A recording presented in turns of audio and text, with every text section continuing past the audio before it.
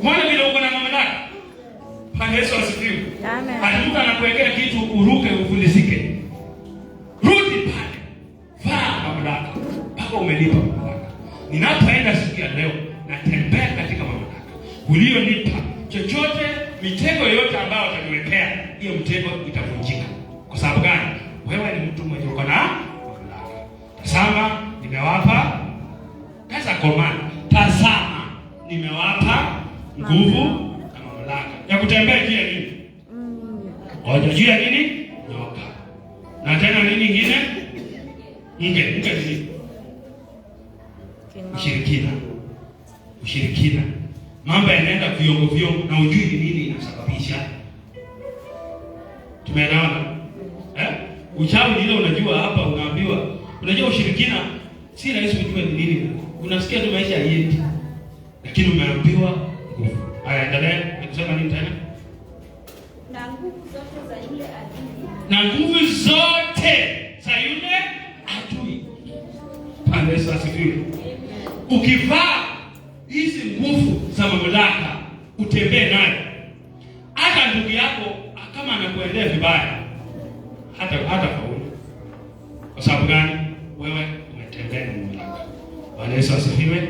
Umemaliza? Wala hakuna kitu kitakacho kuadhuru. Ngoja, angalia sasa. Wala hapana kitu kitakacho. Hakuna kitu kinaweza dhuru biashara yako. Hata mtu atume na reverse. Umepewa mamlaka. Bwana Yesu asifiwe. Unajua kuna wakati anaweza tuma na akafanya nini? Reverse. Kuna mwingine reverse file kwa pale ya hicho. Unaweza kumwambia wewe enda hiyo ikusaidie. Bwana Yesu asifiwe. Kwa hiyo kuna wakati na hakuna kitu ambacho unapotembea katika mamlaka. Kuna vitu hazitakupea stress. Kuna vitu inatupea stress kwa sababu sisi hatujafanya nini? Hatujatembea naye vizuri.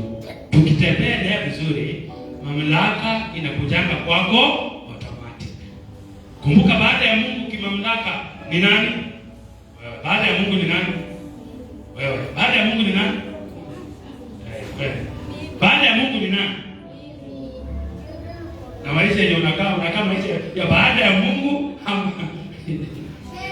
Bwana Yesu asifiwe. Lazima tuishi first life ama second, ndio? Lakini sasa zingine tunajikuta second floor. Bwana Yesu asifiwe. Praise the living God. Najikuta tarehe 2 pesa imeisha. Hakuna mtu wa mamlaka. Bwana Yesu asifiwe. Praise the living God. Hallelujah. Hallelujah. Ya mwisho, uwezo vya kupata vitu vile unataka ikue. Unapanga kitu inakuwa vile wewe unataka. Ndiposa nimesema hapo, wokovu inatupa viatu viwili. Ya kwanza kuana na kwanga na amri kidogo. Lakini ya pili, mfano. Unafanya vitu zinaenda vile unataka. Leo president aamue, aamue wewe ni minister. Amri. Utakuwa hata kama una karatasi hata moja. Bwana Yesu asifiwe. Amen. Bwana Yesu asifiwe. Kwa sababu gani? Amri. Sawa. Unataka kuniambia ni uchawi. Ukipata mtu kama kuna mtu anasema tu kwa TV, yeye alikuwa class 7. Lakini anafanya kwa hospitali. Ndio? Anaenda kusimamia mtu amesomea medicine 7 years. Mtu wa class 7. Hiyo ni amri, mamlaka. Kuna mamlaka fulani inaachilia kitu. Kwa hiyo Mungu sasa akisema wewe majira yako ibadilike, inabadilika. Hakunanga question, atujui atazaliwa wapi, alisoma wapi, makaratasi yako inakaaje. Neema na kibali ya Bwana ikikukalia inaendanga hivyo. Bwana Yesu asifiwe. Amen. Praise the living God. Inaendanga hivyo. Hallelujah. Amen. Kwa hivyo lazima uende na mamlaka. Bwana Yesu asifiwe. Amen. Na adui na janja ametunyang'anya mamlaka, tunabaki tukujihurumisha. Hata saa zingine unapata mtu unakuja kanisa kwa sababu tu inafaa. Hali uliisha. Unakuja kwa sababu utaki wa kuuliza Bwana umepotea. Bwana Yesu asifiwe. Praise be the living God. Zaburi 37 mstari wa 4. Nawe utajifurahisha kwa Bwana, naye atakupa haja za moyo wako. Kwa hivyo kuwa na mamlaka ni uwezo wa kupata vitu vile unataka na vile umepanga. Bwana Yesu asifiwe. Amen. Bwana Yesu asifiwe. Amen. Disappointment is not part of your life. Amen. Bwana Yesu asifiwe. Frustration is not part of your life. Bwana Yesu asifiwe. Praise be the living God. Kwa hivyo ambia Bwana utimizie haja ya moyo wako. Mungu anapokurudishia mamlaka, unapanga kitu inaenda vile unataka. Inaisha kwa hiyo wakati. Kama ulipanga mwaka huu nitafanya hii, kama uko na mamlaka unamaliza. Haijalishi umepitishwa wapi na wapi, lakini unakamilisha. Ndipo unasikia kitu njema ambaye Bwana alianza lazima atakamilisha. Kwa nini anakukamilishia? Ni kwa sababu amekupa mamlaka. Bwana Yesu asifiwe. Praise be the living God. Samueli wa kwanza 16. Samueli wa kwanza 16. Na Roho wa Bwana itakujulia kwa nguvu. Nataka uelewe hiyo. Na Roho ya Bwana itakujilia kwa nguvu. Bwana Yesu asifiwe. Amen. Nawe utatabiri pamoja nao. Nawe utageuzwa kuwa mtu mwingine. Bwana Yesu asifiwe. Amen. Basi hapo ishara hizi zitakapokutukia, fanya kama uonavyo vyema, kwa kuwa Mungu yu pamoja nawe. Amen. Anzia siku ya leo unaenda kutimiza kile ulikuwa umepanga. Mungu anakupa neno. Watashangaa ilifanyikaje. Kuna roho imekubadilisha ukakuwa masongo kama wao. Bwana Yesu asifiwe. Amen. Maybe umesema klasi yako iko chini. Roho Bwana anapoingia ana change na kubadilisha. Utatabiri kama wao, utatembea kama wao. Wacha nikwambie, kuna vitu zingine kwa maisha haiwezi tufanikia kama Roho Mungu ajaingia ndani yako na akubadilishe. Amen. Bwana Yesu asifiwe. Amen. Unaposoma Luka 1:35 kwenda pale, malaika walikuwa wanazungumza. Elizabeth anasema itawezekanaje?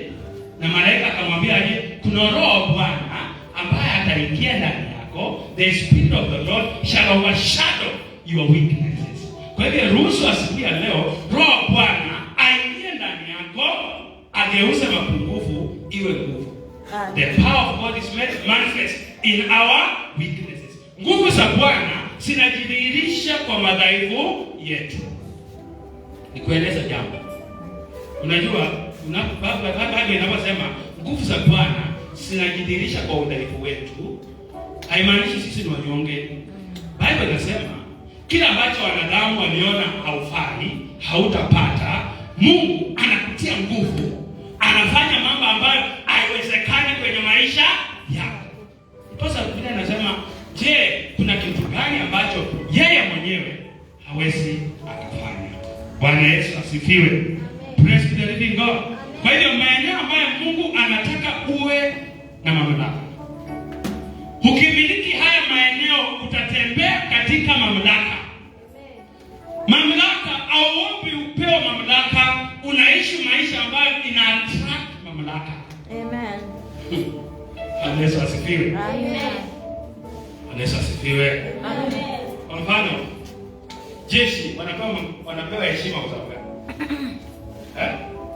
unapata asubuhi anakula mazoezi. Sio? Saa 2 amevaa boots, ameweka gun hapa. Akitembea hapo mwenye alikuwa anafanya chenye haifai anaenda mbio. Bwana Yesu asifiwe. Amen. Sasa hivi ndio unang'ara huko. Hebu fanya tu. Enda na gari hivi. Ukichuka hivi, watu wanaenda mbio. Nasema tunashikwa hapo. Bwana Yesu asifiwe. Amen. Si ndio? Amen. Sasa hivi kwenye vijana wanapenda kuvuta hivi. Sasa hivi tunaishi suti na tai ya red. Ushukishwa tu hivi. Watu wanaenda mbio na hata wamechui. Bwana Yesu asifiwe. Kwa sababu gani? Wameona appearance. Kuna vile tunaweza ingia kiroho. Marozi yenye zilikuwa zimeachiliwa kutuzuia, zinaenda tu mbio peke yake. Bwana Yesu asifiwe. Kama kuna laana ilikuwa zinakutoroka tu peke yake. Kwa sababu gani? Kuna vile tumejipanga. Kwa hivyo kuna maeneo ambayo unafaa kuwe na mamlaka nayo, ndio vitu za Mungu zikae ndani yako, ndio vitu za heshima ziingie ndani yako. Amen. Bwana Yesu asifiwe. Amen. Praise the living God. Amen. I'm very sure askari bila bunduki na niweke anaenda na mguu hivi. Hata wewe utamsikiza amri yake kweli? Ngumu. Unajua kabisa alikuwa askari shupavu kabisa. Lakini anaenda. Hata mtoto atakuwa anakuja tu ana. Yesu asifiwe. Praise the living God. Kwa sababu gani? Kuna wengi tulikuwa na mamlaka na tukajiachilia. Adui akatumiliki. Akatupanga vitu ambavyo saa hizi watu wanatu umaskini inakuja hata kuuzo. Yesu asifiwe. Hallelujah. Na utajiri ni definition of utajiri. Ni rahisi. Very simple. Uwezo wa kukimu mahitaji yako wakati unakuja. Amen. Si ndio? Si ndio utajiri? Si ati uwe na gari, uwe na nini? Uwezo wa kukimu mahitaji yako wakati anainuka. So kusikia umefungiwa nyumba, hiyo ni laana. Hiyo si ndio? Ni laana imeingia. Tumesikia kuna mambo hayendi. Hiyo ni nini? Kwa sababu utajiri ni uwezo wa kukimu mahitaji yako wakati ambapo yanainuka. Bwana Yesu asifiwe. Amen. Maeneo ambayo unahitaji ya kwanza. Eneo la kwanza ni maeneo ya dhambi. Dhambi imekula ukuu, imekula greatness. Kuna mtu alikuwa mkuu lakini akajikuta anashaka ngano. Sawa sawa? Amen. So eneo la kwanza ndio utembee katika mamlaka. Hana utakanyaga nyoka na mke. Ukanyagange unaweza kanyaga kwa mguu yetu. Bwana Yesu asifiwe. Amen. Kuna vita lazima ufanye nini? Ndio uende vita. Ndio unasikia wiko wanaingia vita ya kiroho wanapigwa kabisa. Unasikia magonjwa yamekuja, hana maisha imeenda kwa sababu gani? Kuna eneo la kwanza kabla hujajipanga, maeneo ambayo inaleta mamlaka ya kwanza. Lazima ukuwe na maeneo ya kushinda dhambi. Bwana Yesu asifiwe. Amen. Praise the living God. Lazima kuwe na maeneo. Warumi 9, Warumi 6:4. Tunapomalizia kuna dakika 8. Warumi kuna dakika 8. Kwa hivyo eneo la kwanza ikiwa wabaida kofi. Ingekuwa president hayo ingesikia tunasimama. Ingesikia. Tunasimama. Sasa ingekuwa kasoko David amewafinya. Ungesimama. Ndio sasa wewe simama. Sasa napiga legele.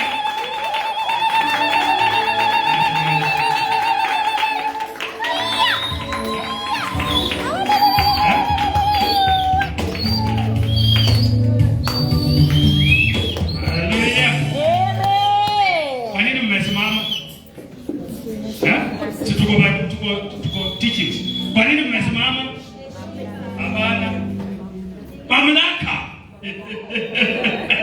Hallelujah. Amen. Ndio mzako mamlaka. Mamlaka. Ndio mzako mamlaka. Hallelujah. Amen. Hata nyinyi wanafunzi, kama ushikani kitu kwa class, huwezi ambia watu kitu na wakusikia.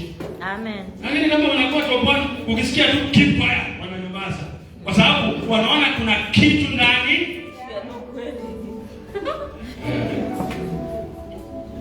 Hapo mwingine anataka kusema nimesimama tu juu nimeona askofu. Bwana Yesu asifiwe. Kwa sababu gani? Mamlaka. Umesimama kwa sababu umeona mamlaka imeingia. Bwana Yesu asifiwe. Amen. Na wakati mwingine wengi hatubarikiwi kwa sababu gani? Umeshaona mamlaka na wewe unataka kuondeka. When you hear kuna presence ya Mungu imepita. Anasema siwezi dharau moyo iliyoponde. Kimbia kwa madhabahu. Mwambie Bwana. Bwana Yesu asifiwe. the living God. Kwa hiyo nimesema ili uwe na mamlaka, eneo la kwanza ambalo lazima ushinde ni maeneo ya dhambi. Bwana Yesu asifiwe. Amen. Si unajua dhambi ni nini? Yes, 6:14.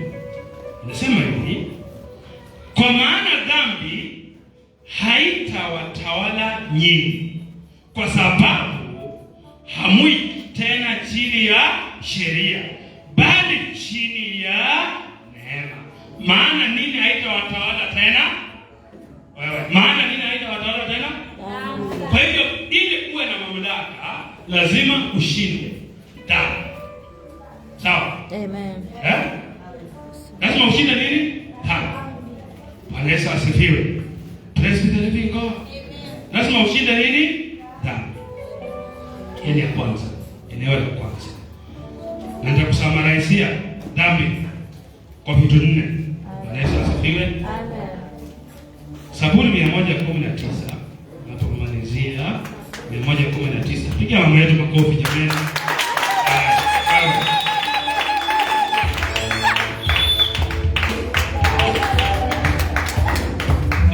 Unapiga makofi. Ungesimama kupiga kama kesho. Haleluya. Amen. Yesu asifiwe. Tunasikianga Kenya hata first race, yani first lady Kenya kibera. Si rais, first lady. Unasikianga mtawe unaoshwa. Vipande zenye hasina maana zimefichwa. Yesu asifiwe. Kuna vile Mungu anapokurejeshea mamlaka, kuna vitu kwa maisha yako haitaonekana, inapotea automatic. Bwana Yesu asifiwe. Amen. Kwa hivyo asubuhi ya leo turejeshea mamlaka na kila kitu itakuwa sawa. Zaburi 119:133 inasema hivi, usielekeze hatua zangu kwa neno lako, uovu usije ukanimiliki. Bwana Yesu asifiwe. Bwana Yesu asifiwe. Usielekeze hatua zangu kwa neno lako, uovu usije ukamiliki. Kwa hivyo dhambi ni nini? Kuishi kinyume na neno. Very simple. Neno linasema hivi, wewe unaenda hivi. Dhambi, ndiposa Daudi anasema unielekeze njia zangu katika neno, nisije nikamiliki uovu. Ili uwe na mamlaka, lazima kwanza uende kulingana na neno na uishi hiyo neno, utembee hiyo neno. Bwana Yesu asifiwe. Kwa military, unajua lazima wanapeana promotion kulingana na discipline, nidhamu na kazi. Si ndio? Vile vile rohoni tunapewa promotion kwa sababu ya kwenda kulingana na vile neno inasema na kufanyia hiyo neno kazi. Amen. Anielewa sasa? Amen. Lazima kwanza uende vile neno inasema na hilo neno uifanyie kazi. Ndiposa wanasema utaishi katika utukufu kwenda utukufu mwingine. Kwa nini tunabaki mahali pamoja? Kwa sababu gani? Bado hatujaliishi neno na hatujafanyia hilo neno kazi. Bwana Yesu asifiwe. Praise the living God. Amen. Eneo la pili, lazima utawale mawazo yako. Lazima utawale mawazo yako. Bwana Yesu asifiwe. Amen. Ili utembee katika mamlaka, lazima utawale. Ya kwanza, utawale maeneo ya dhambi. Ya pili, utawale mawazo yako. Mpendwa, waje nikwambie, mawazo yako ndio uwanja wa shetani. Mawazo yako ndio uwanja wa shetani, anatumia mawazo yako. Bwana Yesu asifiwe. Amen. Naum 1:9 inasema hivi. Nasoma kwa sababu ya wakati. Naum 1:9 inasema hivi, mnawasa nini juu ya Bwana? Mnawasa nini juu ya Bwana? Haleluya. Amen. Sikiza kitu moja, mnawasa nini juu ya Bwana? Tulia kidogo. Wacha tufanye tu spiritual check. Naum anasema unawasa nini juu ya Bwana? Kristo kwa maisha yako. Sasa unawaza nini kuhusu Mungu kwa maisha yako? Kwa kile unapitia unawaza nini? Maana kwa nini maombi hayajibiwi? Jambo la kwanza, kila unaomba na chenye iko na mawazo yako ni tofauti. Bwana Yesu asifiwe. Amen. Lazima hitaji yako iwe moyoni, sawa? Ikuje kwenye mawazo, ndio ikuje kwenye kinywa. Maombi yako itajibiwa kwa wakati. Ndipo sasa Biblia inasema unawaza nini juu ya Bwana? Kwa maisha yako, kwa mipango zako ambazo ulikuwa nayo, unawaza nini? Najua Bwana atatengeneza njia, na kwa akili unaona hapa mimi sitaweza. Bwana Yesu asifiwe. You are wasting your voice. Yes. Unawaza nini juu ya Bwana? Na anasema atakomesha mateso. Amen. Bwana Yesu asifiwe. Amen. Mnawaza nini juu ya Bwana?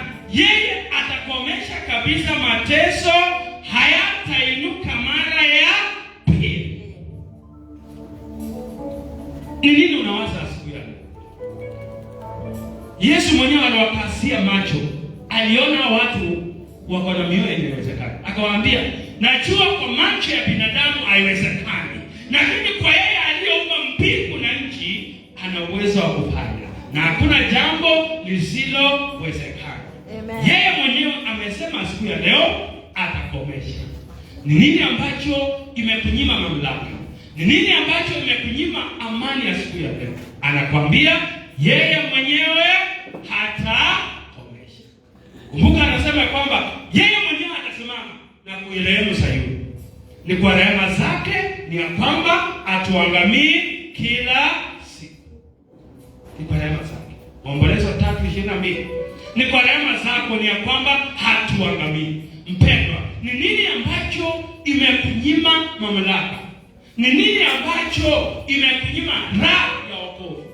Daudi baada ya kuomba toba, Zaburi 51, akasema kwamba usiondoe Roho Mtakatifu na uso wako, na unirejeshie furaha ya wokovu. Amen. Furaha yako kama imeondoka, ana uwezo wa kurejesha asubuhi ya leo. Safisha mawazo yako. Mawazo inasafishwa na neno moja. Hautakuja hapa usipo kichwa ya kwamba nasafisha mawazo yako katika jina la Yesu. Takasika kuanzia siku ya leo. Uwaza mambo ambayo yanastahili. Hiyo ni kuharibu masaa. Sasa mawazo inasafishwa na neno. Kula neno. Amen. Biblia inasema nimepata neno yako na nimekula. Kula neno. Neno hiyo liingie kwenye akili yako. Amen. Kama watu wamekuita majina, enda kwa Bible inasema nini? Nitakupa jina nzuri. Amen. Bwana Yesu asifiwe. Wewe ni mteule. Wewe ni mteule wa Bwana. Bwana Yesu asifiwe. Amina. Na kama imeumana kabisa, usiende na neno la Bwana. Baba ulisema mtu akijitakasa na akubali kuacha njia zake, atakuwa chombo cha heshima. Mungu, najua kwamba nimejiachilia wakadharau maisha yangu. Baba nimekubali. Nioshe niwe mtakatifu na utakuwa tena chombo cha heshima. Haleluya. Amina. Takasa mawazo yako. Kweli wanakujua penye umetoka. Wanajua hali yako. Lakini neno linasema mtu akiokoka anakuwa kiumbe kipya. Na kiumbe kipya ya kale yamepita, kuchekelewa imepita, umaskini umepita, na sasa wewe ni kiumbe kipya, mbarikiwa wa Mungu. Bwana Yesu asifiwe. Amen. Tawala eneo lako. Ya pili, tawala mawazo yako. As a man think, so jinsi wazavyo hivyo ndivyo. Bwana Yesu asifiwe. Praise the living God. Hallelujah. Eneo la tatu. Alafu malizia pale. Lazima utawale nguvu za giza. Lazima utawale nguvu za giza. Hapo nilikuwa nimekusia, si ndio? Ya 4, lazima uwe na mamlaka juu ya changamoto ya maisha yako. Hapo sasa, nakukaza hapo kwa dakika moja. Bwana Yesu asifiwe. Lazima uwe na mamlaka juu ya changamoto ya maisha yako. Bwana Yesu asifiwe. Nataka nikwambie hivi, wokovu ambayo unajifunia leo ni wokovu ambayo imelipiwa gharama. Bwana Yesu asifiwe. Ni wokovu ambayo imelipiwa gharama. Kwa hivyo hakuna mahali ambapo mpendwa, kwa sababu ya kile unapitia usife moyo. Maana yeye mwenyewe anasema ya kwamba tatizo ambayo linawapata sio geni. Mpendwa, kukaukiwa sio geni kwako, lakini anasema ya kwamba na nikikuja atatengeneza njia la kuondokea. Kwa hivyo usiruhusu maisha yako iongozwe na changamoto. Bwana Yesu asifiwe. Amina. Praise the living God. Kwa na hakika kwa leo yangu na Steve. Sasa hivi tutakuja pay 10,000 na huyu sio kitangana kwanza hivi. Bwana Yesu asifiwe. Hata mimi kwanza nitarudi kwanza nione budget itaingiana ama ingiana. Si ndio? Haleluya. Lakini sasa hii hapo yetu akiambiwa nitafutiwa 50. Wale anajua network. Bwana Yesu asifiwe. Anajua network tayari. Sasa hivi omba gari uende nayo. Itoke tayari. Utakite kwanza utapata ulishafundisha tayari. Bwana Yesu asifiwe. Na mafuta imekatika na tairi inataka kitu. Ndio unasikianga Biblia inasema alimfunulia Musa njia zake.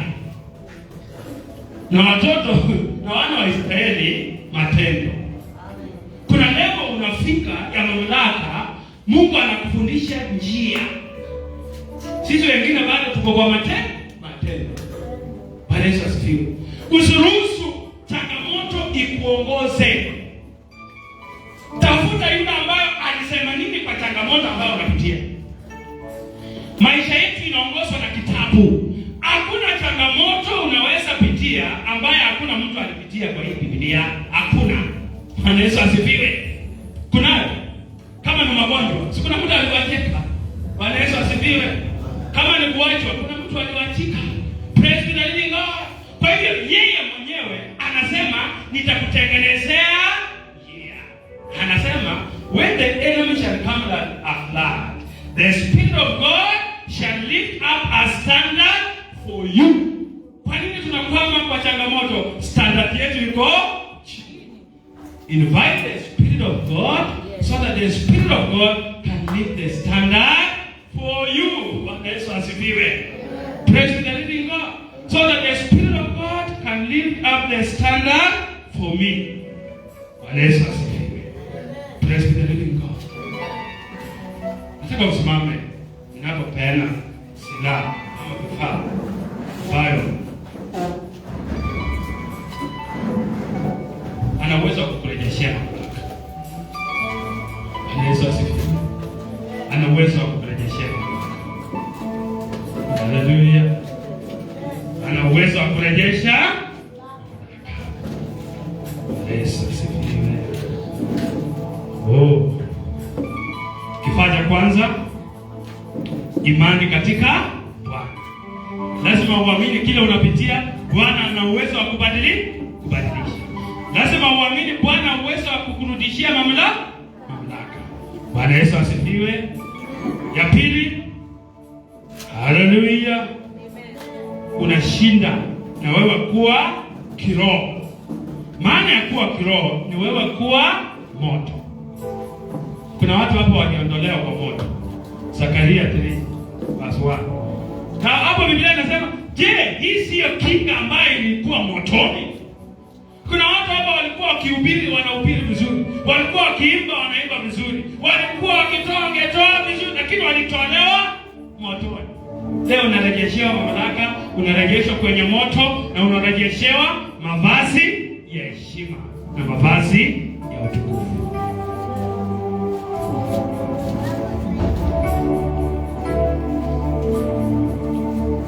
Heshima na utukufu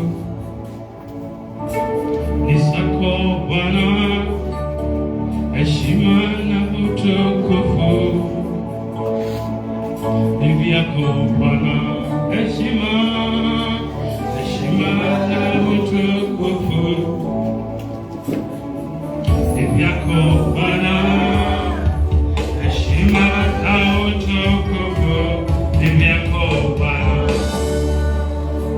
Sikiza hii. Adui anapokuondolea mamlaka, haibu inaingia. Yesu asifiwe. Amen. Praise God. Nini inaingia? Saa hii ukisikia leo umeambiwa kama ulikuwa minister, uambie kuanzia siku ya leo kazi yako imeisha. Kitu ya kwanza, security inaondolewa. Ndio unasikia unakonjekana kila time. Haibu inaingia. Bwana Yesu asifiwe. Amen. Ya pili, kama ulikuwa na gari unatembea na unanyang'anywa. Bwana Yesu asifiwe. Praise the living God. Amen. Si tuelewane hivyo tu. Nataka uelewe tu kwa njia kama hiyo. Sikuna mtu alikuwa na hivyo akaambia hii imeenda, ya pili sio. Sasa unabaki tu unapiga kelele. So tusibaki tu tunakuja hapa kupiga kelele. Nataka anasema anatafuta watakaye muabudu kwa roho na kweli. Watu ambao wanaabudu na roho na kweli ni watu wenye wanajua Mungu wao ni nani. Mungu wao ana uwezo wa kufanya nini? Huyu Mungu ana uwezo wa kurudishia mamlaka. Heshima na mamlaka ni zako Bwana. Hana uwezo wa kukupa siku ya leo. Mahali heshima iliondoka, mwambie Bwana arejeshe heshima, rejesha mamlaka katika jina la Yesu. Nasema nitatembea juu ya nyoka na juu ya mke, na hakuna chochote kitakacho nidhuru. Chochote ambacho kimekudhuru ni mara ya kwanza. Na unawaza nini juu ya Bwana? Mateso hayatarudi mara ya pili. Kwa hivyo utateseka tena. Wafalme wa kwanza 5:4 inasema ya kwamba Mungu, God has remembered me. God has given me rest on every side. And there is no evil occurrence. Hakutakuwa na tukio mbaya tena kwa mtu ambaye amerejeshewa mamlaka. Nataka uimbe hiyo wimbo ukiwa unamaanisha kutoka ndani ya moyo wako. Heshima na mamlaka yote ni yako Bwana. Heshima na mamlaka yote ni yako. Anasema hakuna kitu ambacho ana uwezo wa kuficha kwa wale ambao ni wakamilifu. Sitaficha chochote. Bwana ni ngao, Bwana ni kimbilio. Hata ficha chochote kwa wale ambao ni wakamilifu.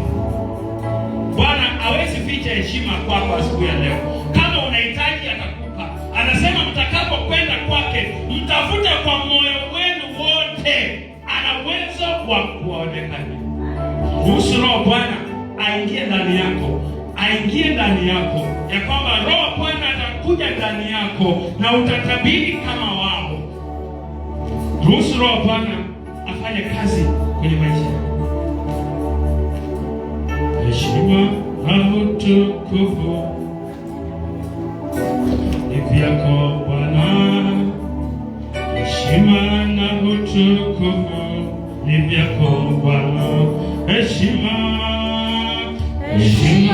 na utukufu ni zako Bwana.